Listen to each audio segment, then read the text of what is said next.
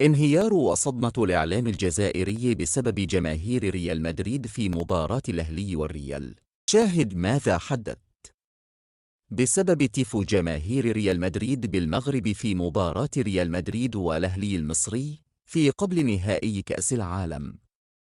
هذا المشهد الذي عرض في جميع أنحاء العالم والذي هز الإعلام الجزائري، حيث صرح المعلق الجزائري حفيد دراجي: هذه الجماهير مغربي وليست إسبانية، التي رفعت خريطة المغرب كاملة بالصحراء، وأطالب الفيفا بالتحقيق فورا في هذا المشهد فالصحراء جزائرية. فيما صرح أسطورة الكرة الجزائرية علي بن شيخ وأدلى بتصريحات لقناة الهداف الجزائري، وقال: الجزائر هي من تطاولت على المغرب في البداية باستضافة حفيد نيلسون مانديلا الذي تطاول على الصحراء المغربية، والمغرب في افتتاح الشام.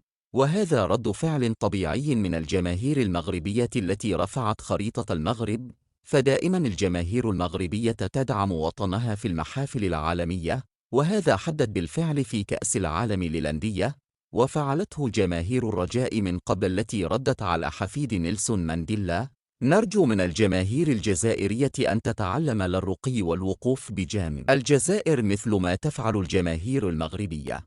وفي النهاية، لو أنت محب للمغرب وصحراءها، اضغط إعجاب على هذا الفيديو ولا تنسى الاشتراك في القناة ليصلك جديدنا.